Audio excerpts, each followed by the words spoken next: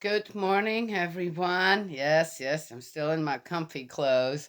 Though, already cleaned the kitchen, already fed the dogs, already cleaned up some things, and got ready to go tomorrow. I'm going to leave to go to one of my daughter's homes to go cook Thanksgiving dinner. Yes. Anywho, so I'm ready to go. Oh, okay. I still have to pack a couple of things, but basically ready to go. I like being ready ahead of time. You know how you get everything done in a rush just before you're going somewhere and you just know you forgot something, right? You just know it, right? And sure enough, then you're in the car, you're going, and you're going, you forgot that. So I always try to get ready a couple of days ahead of time and start putting things together. Or yes, yeah. And then I kind of leave it up to Spirit World and say, okay, you let me come across what I'm going to forget. And sure enough, it works just about every time. So there we go. Uh, So I did ask my friend David in faith, a brother in faith, about why the Jews are being called Jews. And you know what? Guess most people know that. I didn't, right? And still not quite sure how the words kind of actually mesh, but he said that most of the Israelites descended from or are descendants of the tribe of Judah. And Jews is just a short version of that. I had no idea. How did they come from Judah to Jews? Anyway, of course, then I'm thinking, wait a minute, there were 12 tribes? What happened to all of them? Just Judah? Is it because Judah kind of was always faithful to the kings? Okay, I don't know. I have no idea. I guess it would be worth it to study up on that, but uh, in any case, so there it is. I got an answer. Um, I might just do a little extra studying on that anyway, just to right. Mmm, good coffee. All right, let's just get going straight away. I am itching to finish up a family tree picture that I made. It's really cute. Maybe I'll make a picture of it and I'll put it on Facebook. I can't put it here on you, but I could show it on here when it's done. I'm itching. I've been itching for days now to finish that up. Maybe I'll do that today. And it's one of those things. What do you do when you have grandchildren, right? Yes. And mom and dad aren't together though they're both wonderful parents. Yes. What do you do when it comes to that? I wonder sometimes if, as adults, we are conscientious enough about the hearts of children, right? Yes, who have two households, which, okay, that's not ideal, but it is as it is, right? So you work with that. And I think of the child and going, well, I could make this better to just not make a family tree at all, right? Yes. But if one does and has this desire to do that, then how how am I going to incorporate one of the parents, for example, of my grandchildren, that isn't really per se a part of the family? Well, they are. It doesn't matter, right? And the child needs to know that, I think.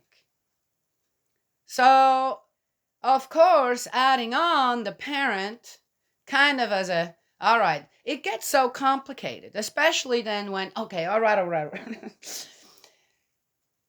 So, one of my children might feel a little, well, why would that one be on there? Doesn't it? And then I have to consider how's my grandchild going to feel about it. So, all right, yes, I can't, the child's always more important. The feelings, the heart of a child is always more important than that of an adult. I think we should be very clear about that. So, someone's going to have to suck it up if one doesn't like it, right? Yes, but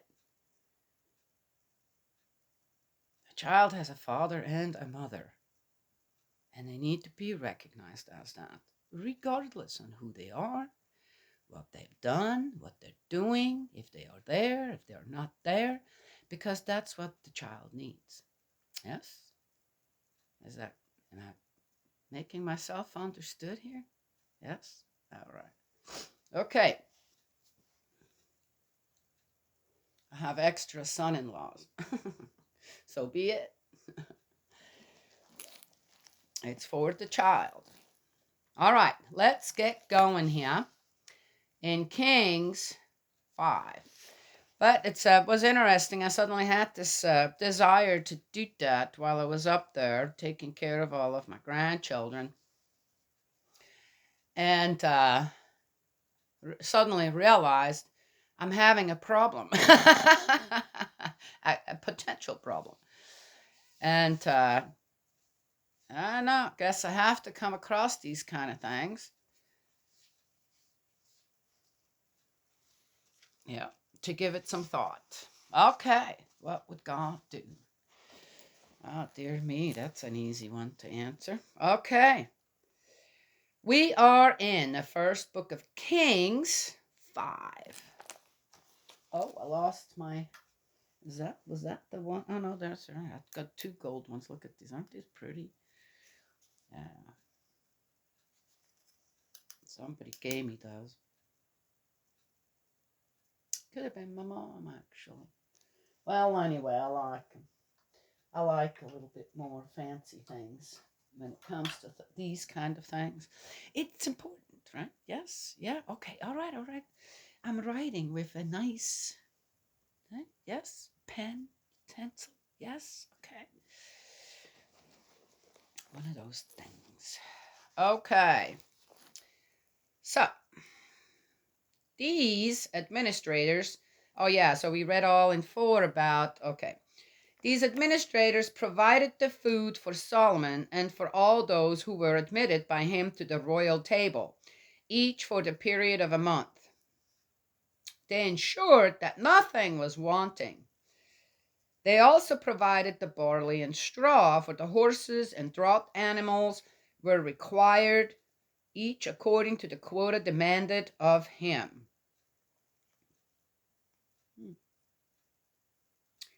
Okay. The daily provisions for Solomon were, oh man, 30 measures of fine flour daily. That's daily, every day. And 60 measures of meal. Then 10 fattened oxen, 20 free grazing oxen, 100 sheep, besides deer and gazelles, roebucks and fattened poultry. For he was master of all trans-Euphrates?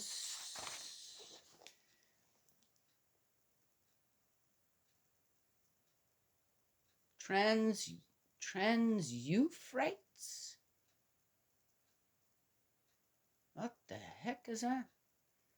I gotta mark that. What the heck does that mean? Probably gonna tell me, but I'm gonna mark it anyway and go get the definition of that. Huh? Trans-Euphrates. Of all the kings of Trans-Euphrates, from Tipsah to Gaza, and he enjoyed peace on all his frontiers. Judah and Israel lived in security, everyone under his vine and his fig tree, from Dan to Beersheba throughout the lifetime of Solomon.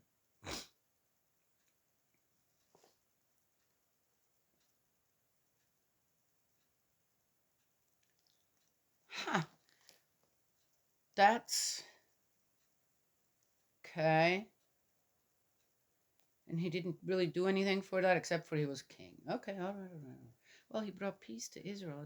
Okay, I'm not getting this. All right, that's good. That's good. Everybody seems to be doing well. Judah and Israel were numerous as the sand on the seashore. They ate and drank and were happy. Oh, here's the separation again. Judah and Israel. Uh-huh.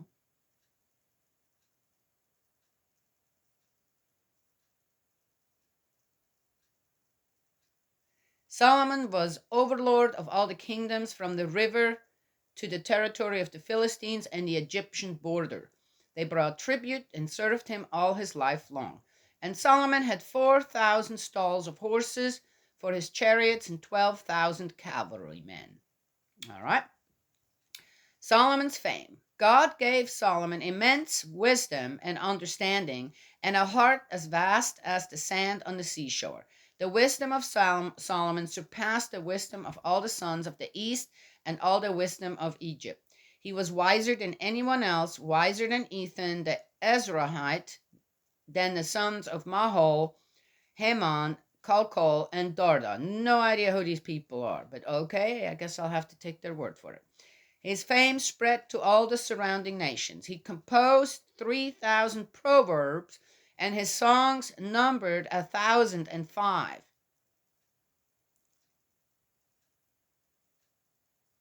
That's going to take up a lot of time.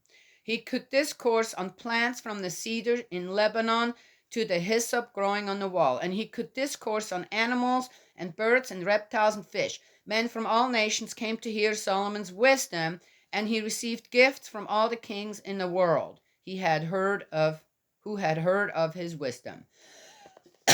Oh, Proverbs. So a lot of the Proverbs were, I didn't know that. I have no idea. Oh, here we are. Let's go find the beginning of Proverbs. Man, that's way far. Why aren't the Proverbs right after? All right, all right, all right. That's what they did. Come on now. Where are they? Where do they start?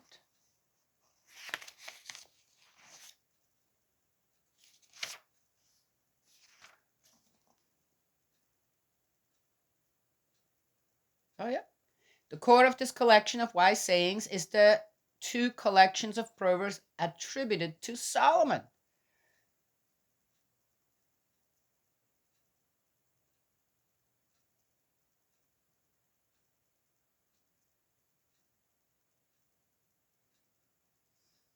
Oh, okay.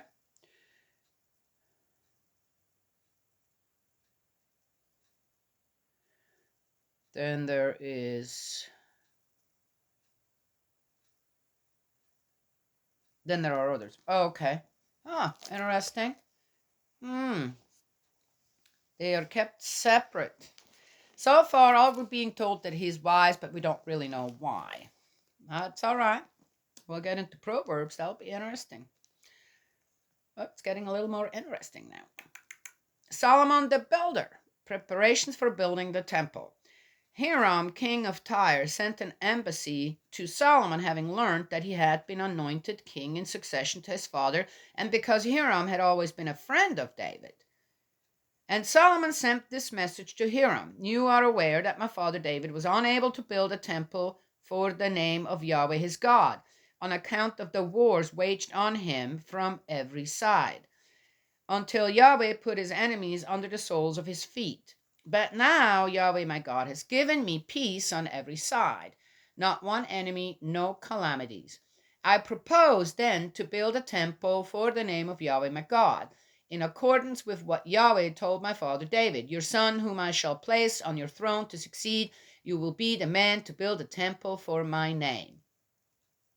Mm-hmm. Okay.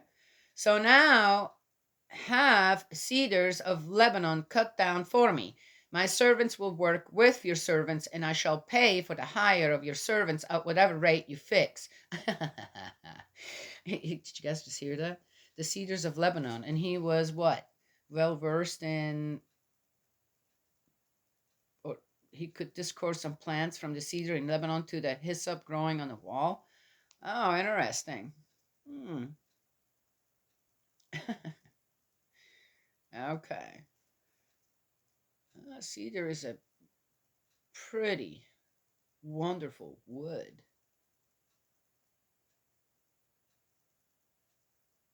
Build a whole temple out of cedar. Huh.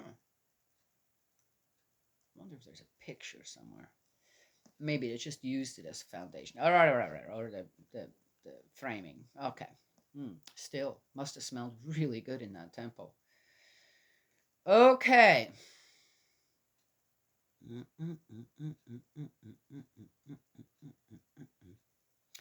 As you know, we have no one as skilled in felling trees as the Sidonians. When Hiram heard what Solomon had said, he was delighted. Now, blessed be Yahweh, he said, who has given David a wise son to rule over this great people. And Hiram sent word to Solomon, I have received your message. For my part, I shall supply you with all you require in the way of cedar wood and juniper. Juniper is another amazing tree. Interesting. Your servants will bring these down from Lebanon to the sea, and I shall have them towed by sea to any place you name. I shall discharge them there, and you will take them over. For your part, you will see to the provisions of my household as I desired. So Hiram provided Solomon with all the cedar wood and juniper he wanted, while Solomon gave Hiram 20,000 kor of wheat to feed his household and 20,000 kor of pure oil.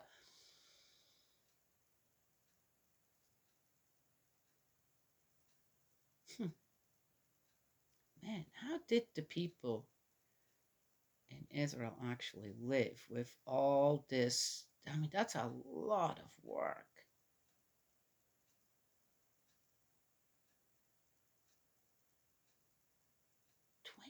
20,000 kor of pure oil? That's like, well, anyway. Yahweh gave Solomon wisdom as he had promised him. Good relations persisted between Solomon and Hiram, and the two of them concluded a treaty. King Solomon raised a levy throughout Israel for forced labor. The levy numbered 30,000 men. He sent these up to Lebanon in relays. Then 10,000 a month. They spent 1 month in Lebanon and 2 months at home. Adoram was in charge of the forced labor. Solomon also had 70,000 porters and 80,000 quarrymen in the mountains, as well as the administrators, officials who supervised the work, 3,300 of them in charge of the men employed in the work. Employed,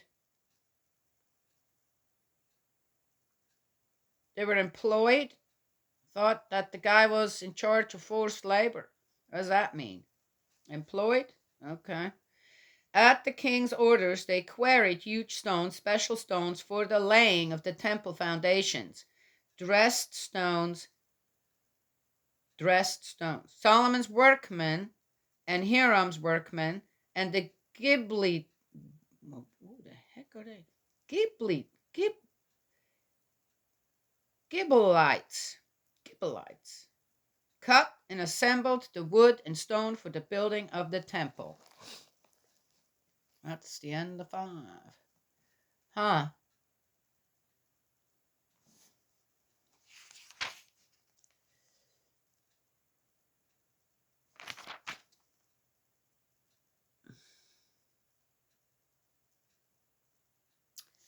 Hmm. I don't really have much to say to all this, except for, again, you know, when we built this house here,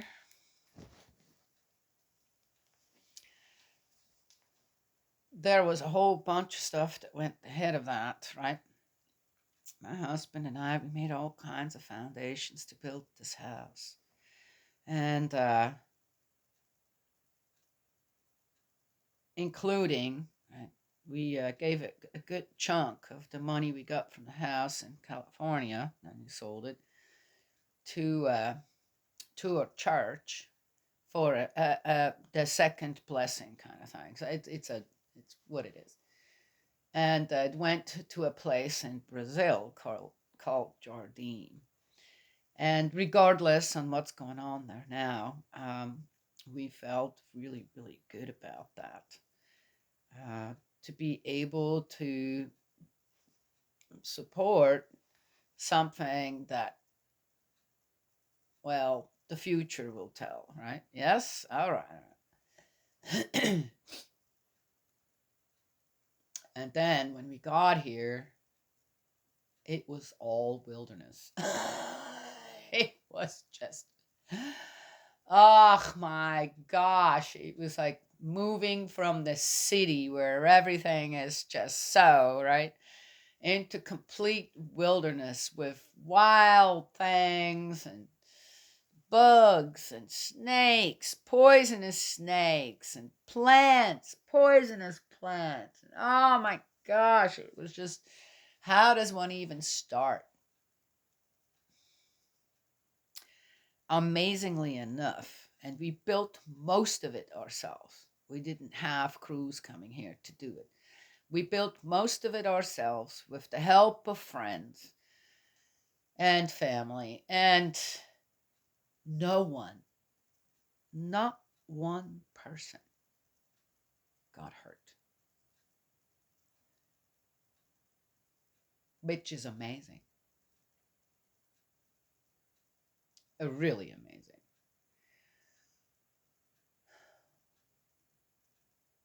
I'm reading about how the temple was built. I wonder, there's so many people involved. How big was that thing? Right? How big did they build that temple? Forced labor. How many people died? Got hurt seriously, bleeding during the build of that temple. It won't tell us. I have no doubt that no one will. It's probably written down somewhere. I said we know what Solomon's daily expenditures were, right? Yes? Down to the oxens and all. Hmm. And what kind of foundations did Solomon actually really truly lay for that temple to be built? Remember what I just told you about our house here? All right. I don't know. Just something I think about.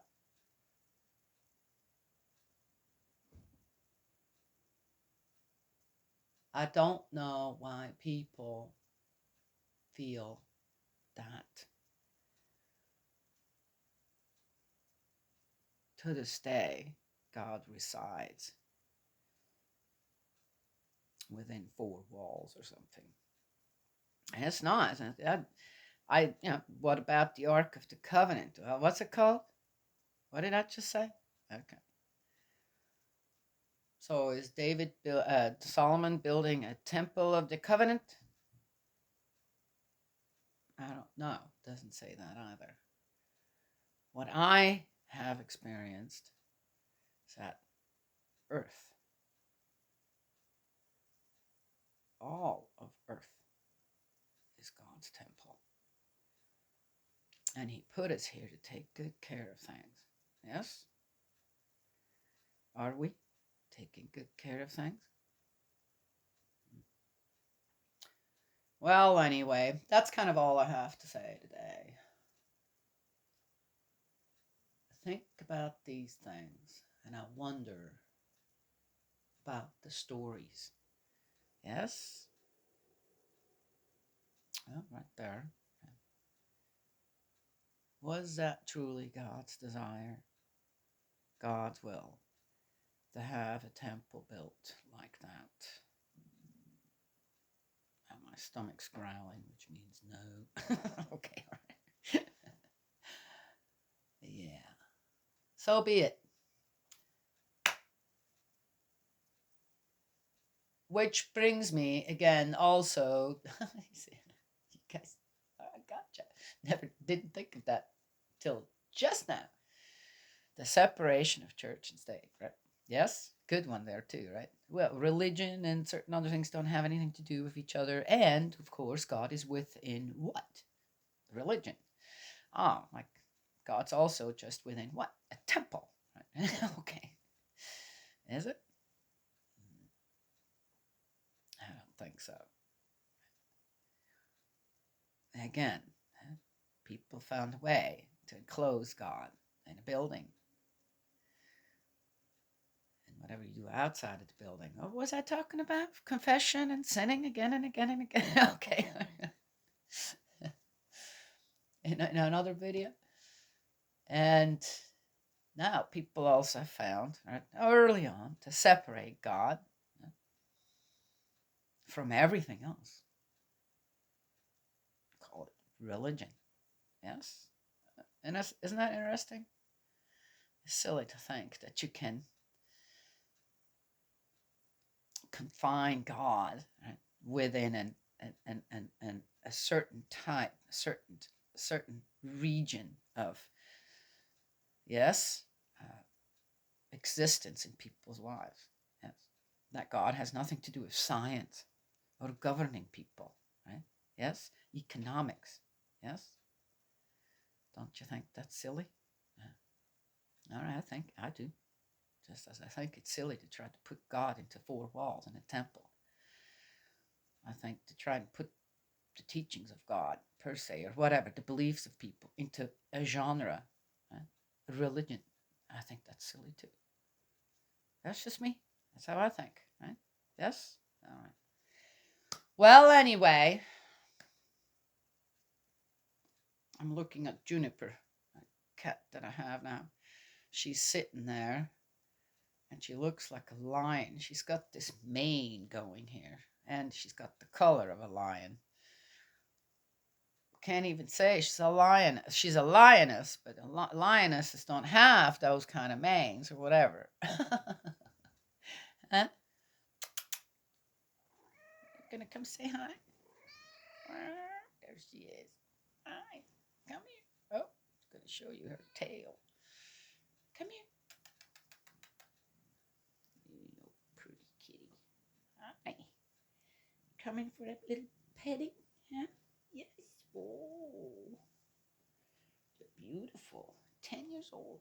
You're beautiful kitty. Huh? Yes? Okay. And she does that phantom spraying. Huh? In my room. In my room. Because sometimes my dog, big, giant dog, comes up and lays down over on his blanket there. And she just watches him. And he kind of tries to ignore her. Right? Yes. God's love and blessings always. May He protect you, and I will talk to y'all another time.